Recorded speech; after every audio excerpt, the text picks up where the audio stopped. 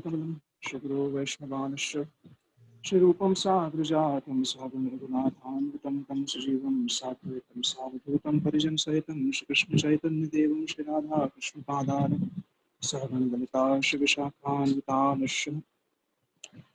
First of all, I offer my humble obeisances at the divine lotus feet of my most worshipful spiritual master, Nityalila Pravishtom Vishnupada Shvotrashad, Sri Vishnu Bhakti Vedanta Narayana Gosvami Guru Maharaji.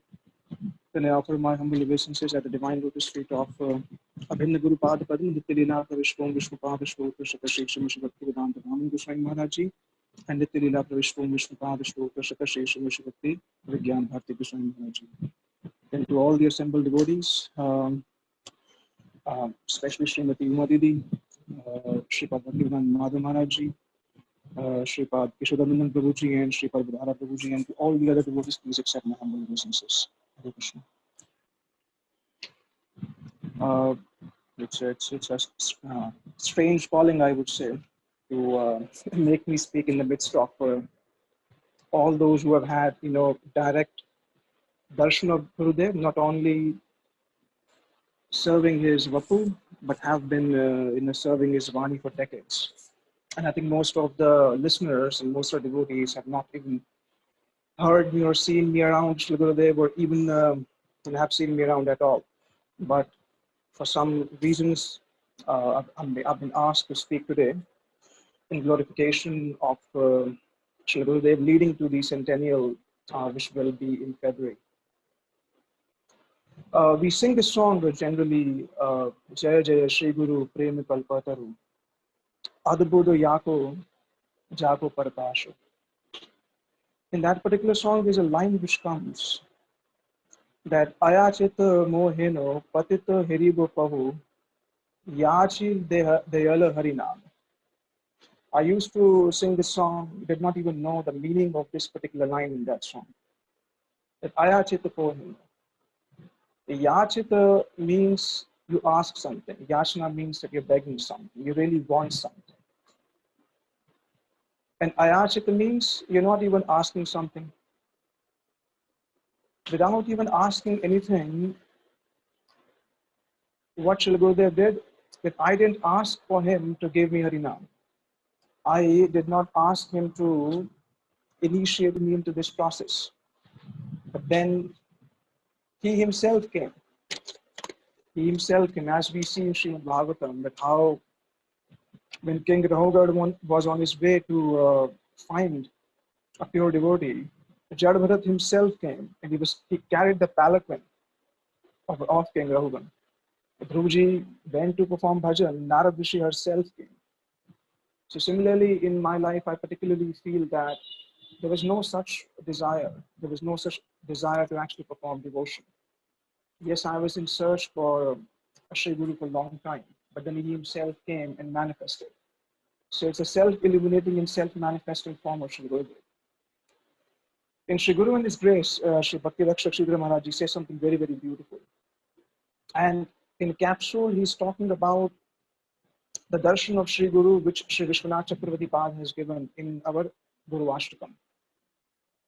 Starting off with Sansara Davanad. That's how it starts. The forest fire of this material world. Then goes on to Mahaprabhu Kirtan Nritya. And then Nikunja Yuno Ratikeli Siddhi. These different dimensions of darshans, which is given by Sri Vishwanath Chakravarti Thakur in Sri Guru Ashtakam, talks about the different stages of the realization of the disciple. Nityalila Pravishla Bhakti Vedanta Vaman Maharaj would say often that the more Krishna would reveal in one's life, the more Krishna would become tangible, the more Krishna would become real, the more the entire Krishna consciousness, whatever we hear in likes of Golok Vrindavan, in likes of the happiness of bhakti, in likes of free from all lamentation, in likes of free from all fear, when all these things start to manifest in one's life, the more these things would manifest, the more one's intelligence towards Sri Guru, that he is mortal, would go away. Immediately, having a first contact may not make us feel that Sri Guru is immortal, may not make us feel. To some devotees it does, but then to many it may not. But by following the practice what he gives, one starts feeling that this particular person who has been lovingly sent by Krishna. I was reading one article of Srila Bhaktivinoda Thakur, which was published in our Virhay Patrika in the separation year of Srila Gurudeva in 2011. And in that, Srila Bhaktivinoda Thakur writes something so beautiful. He says that Guru and Sri Bhagavan are not the same, but what is going to be most beneficial for a disciple is a disciple must think that Premmaya Bhagavan, that all loving Lord has manifested or is giving me initiation through this particular personality. It's Lord himself who is manifesting in Shri Guru. And that mantra which I am receiving from him is coming directly from him. So he says that if one thinks like this, then one would have very strong relationship. One would be able to follow the instructions of Shri Guru very, very nicely. Srila Gurudev can be seen from multi angles. Someone who is in Mathura, he would see Srila Gurudev differently.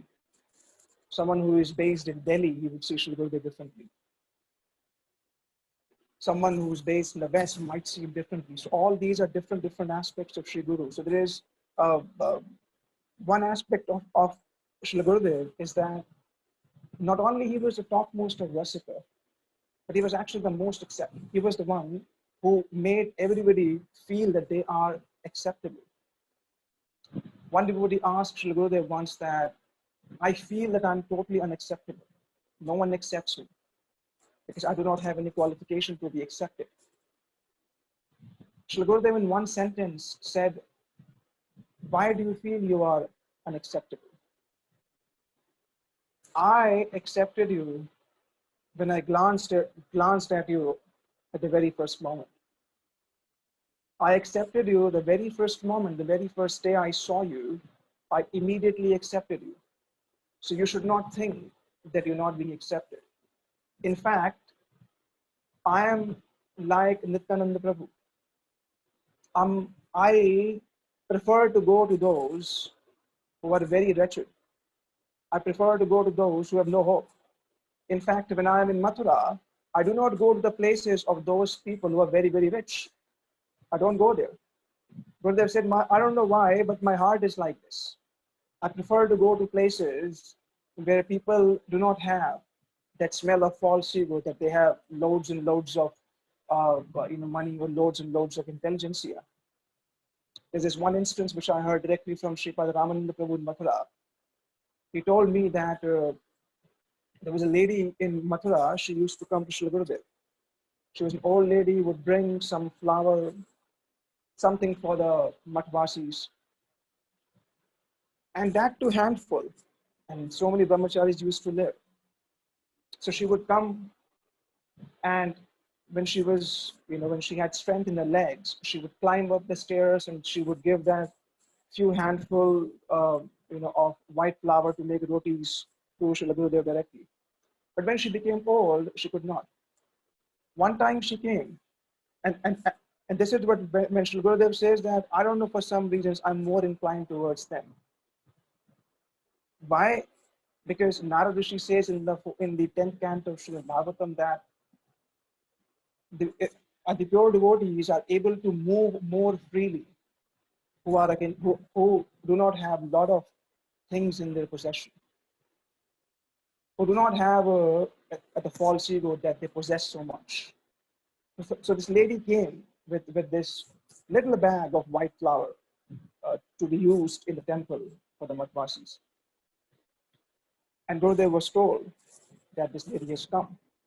And Ramananda Prabhu said that we have seen from our own eyes that Gurudev herself came down all the way. And then that devotee, she gave that white flower in the hand of Sri Gurudev and said, this is for the service. Gurudev became so pleased, and Gurudev said, oh, You have brought so much, you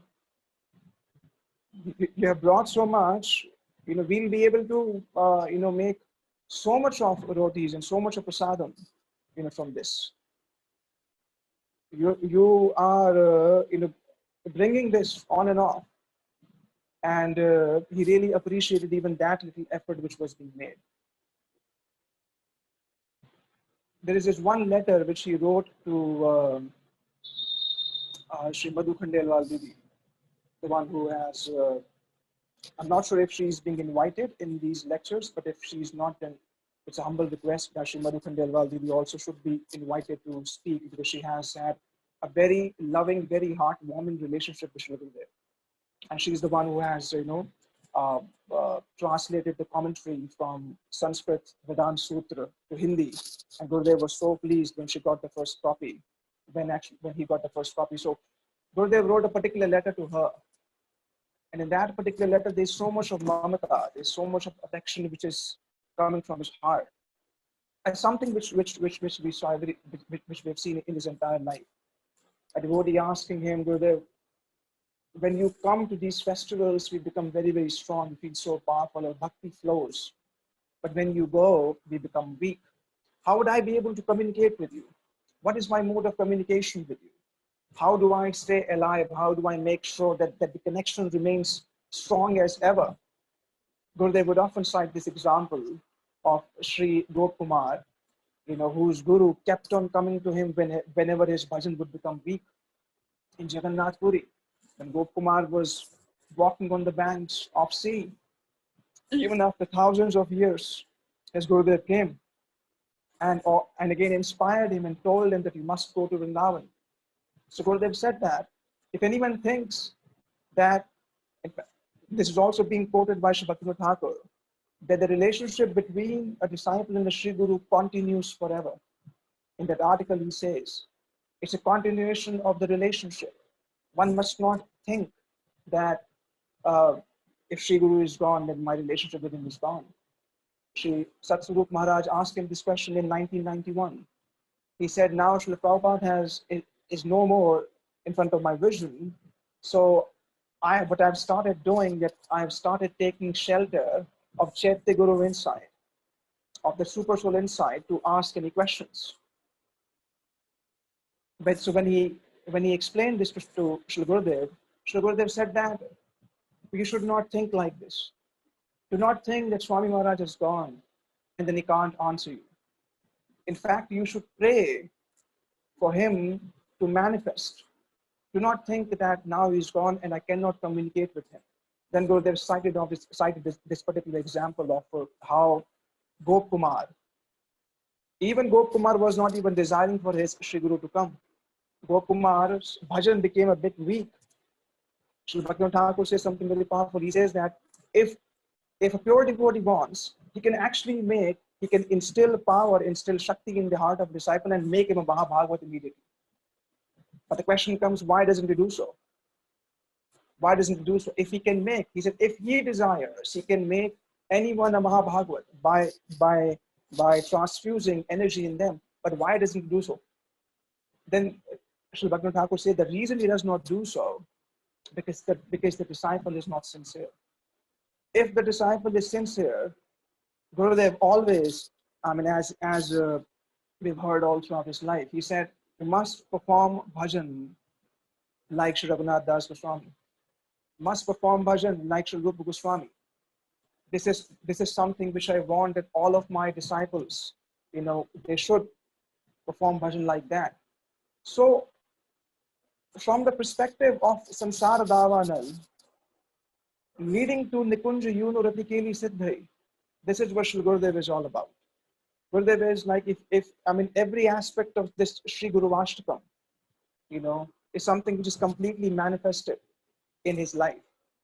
From him being so soft, from him being so compassionate, from him being so accommodating, to someone who was so hard, was so strong as a thunderbolt, that the very first book which he wrote, that was Prabandha Panchakam.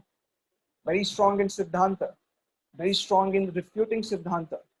Within Mathura, to establish what he did, doing 6 programs in a day, coming at 12 o'clock or even 1 o'clock in the night by himself. Shripad Dori Lal Prabhu, the Brajwasi singer, he tells that because he has been, I mean, he was the Gurudeva for like 40 odd years. He said, we would go, the 5 programs, 6 programs we would go. And then sometimes, because he would go to his home, because he stays in his, at his house, and Srila Gurudev would come back, with the brahmacharis carrying all those bags of wheat, of white flour or rice or something. And he said that even in the lanes of Mathura, that's what I heard from directly, that in around like 11 or 12 o'clock in the night, when the whole Mathura is sleeping, it's like quiet. And Sri Narayana Maharaj is coming in the lanes of Mathura with his hands raised high, chanting the names of Hare Krishna, Hare Krishna. This is what he's doing. So from the perspective of Sansar Davanal, as I started, as Srila Sridhar Maharaj says, that when a disciple meets his Sri Guru for the very first time, he sees him as non-different from Krishna. The more progressive vision of Sri Guru is that then he sees him the Dayat of Krishna. He is very, very dear to Krishna. Then more he progresses, the more he sees that though he is very Dayat, very dear to Krishna, but which particular service he wants to perform, which particular service he is performing. So this Sri Guru Darshan is is something which always remain in a very progressive mode. Guru Darshan is not something which can be done at once. Guru Darshan is something which will keep on progressing. What I see my Sri Guru right now, 10 years later, by his strength only, as Srimati Uma Devi said so beautifully. Uma Devi said that without the mercy of Gurudev, nothing can be done. Nothing can be done. Nothing can be achieved. Not Gurudev going to the West saying one thing very openly. What? That whatever I have, now people are listening to me all over the globe. People are coming. They're offering me so many things. I'm not a great Sanskrit scholar, but even the greatest of Sanskrit scholar, when they read the books of Srila Gurudev, and I myself have seen, even the other Sampradaya people, when they read the books of Srila Gurudev, they get mesmerized. They get completely enchanted. In fact, one of the most powerful, one of the most famous saints in India, especially in the Gokul part, Karshani, his name is Guru Sharnanandji Maharaj. He's still here. I was in Barsana a couple of 5-6 months ago before lockdown, and I was speaking something in relationship to Ujjwal Neelmani, or something in relationship to, I think, Utkallika Vallari, the glorification which Gurudev has given of Srimati Radharani. And there was a devotee, there was a very old Babaji. He was sitting at a distance, and he looked at me and he said, "From where are you?" I said, "I'm from Faridabad." He said, "Are you somehow connected to Sri Narayana Maharaj?" I said, "Oh." I said, "How do you know?" He said, "The language which we're using is something which can be used only by the disciples of Sri Narayana Maharaj." So the language, this Radha Tattva which you are explaining, this Radha Tattva which you are touching, all this is something it must come. And he said, "Listen to me, something which I tell very confidential, very confidential. The greatest, one of the very famous saints in Braj, Sri Guru Sharnanandji, he and I, when Narayana Maharaj used to speak, when that's why he was addressing Srila Gurudev, when Narayana Maharaj would speak about these high-class tattva on the first floor of the Keshavji Gaudiyamad, and we would sneak in, and he would say, "Let's go and hear," because what Sri Narayana Maharaj speaks, no one has ever heard in Braj. But no one has ever heard in Braj. Nandanashtakam, Sri Radha Kripa Kataksha Stavaraj. Yes, though these ashtakams are being written by different rishis, different acharyas. But for me specifically, I feel the moment I think about Nandanashtakam, what comes is Srila Gurudev's beautiful form sitting on the Vyasasana in the month of Kartik with his eyes closed, and he's moving. He's moving very, very gently. This is what it comes. Those devotees are fortunate that they have seen our Guru Traya, Shri Bhaktivedanta Vaman Goswami Maharaj, Shri Bhaktivedanta Vipin Goswami Maharaj, Shri Bhaktivedanta, our Gurudev, on the same asana. And when the assembly of devotees is singing Nandanashtakam, and then all the devotees are singing, but Shri Gurudev is saying that I want you to understand the meaning of each and every word of this. Then you would feel so much of pleasure that he starts explaining. He starts explaining Karena Venu Ranjitam. Karena Venu Ranjitam. Krishna is having, flute in his hands. Gati Karindra Ganjitam. His gati, his gait, his walk is like an elephant. Gurudeva said, in fact, even much more beautiful than the walk of the elephant. And there's so much of energy, there's so much of spark which is coming in the early hours. I've only seen this in video. I've no, there's no connection, there's no service which I perform, so I can't really feel. So I cannot weep for Shri Guru. I cannot weep for Shri Guru. I cannot feel indebted for Shri Guru. But then those, all of you who are here and those who will join in the future, Prabhu Jatadas, those devotees who are in the present, those devotees who are in the future, or those devotees who were there in the past, they're the ones who have seen that aura around Srila Gurudev. Just by one glance of his, he could actually impregnate bhakti in you. Just one glance. He's at the time of Sri Rupa Goswami disappearance day in Radha Damodar, when Srila Gurudev is sitting and Sri Krishnadas Prabhu is singing, Yang Kali Rupa Sharir Na Dharat. And you could, even in the video, you see so much effulgence is coming from his body. He's so eager, and as often he would do, he would scratch his nails. He would scratch his nails like this. He wants to say something. There's so much which he wants to say. There's so much which he wants to say. To whom? All for all. That lecture. Are your books for everybody? Yes, they are. But they're not qualified. No problem. Doesn't matter. They may not realize it right now. Books will find its recipients. Give it to them. Give it to them. You may not understand right now, but many hundreds of years later, you would understand what have I given. So it's like the sea full of thoughts. That whole movement of his talks so much of the same movement which Rupa Goswami had. Rupa Goswami, hearing from Sri Raghunath Bhatta Goswami, Srimad Bhagavatam in different meters.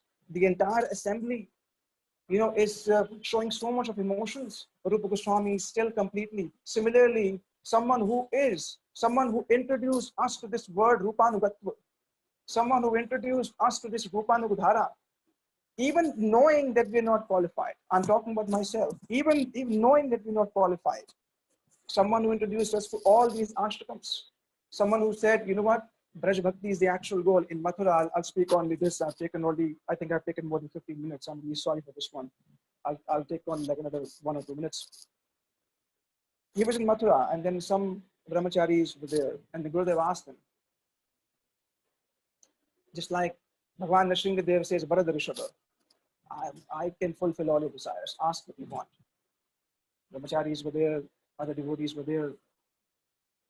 He said, but I'm willing to give you whatever you want. Some said, make me free from my lust. Some said, make me free from my greed. Some said, make me free from anger and all that stuff. So they said, I'm a bit disappointed. Why? He said, no one asked Braj Bhakti. If you ask Braj Bhakti, everything will be given automatically.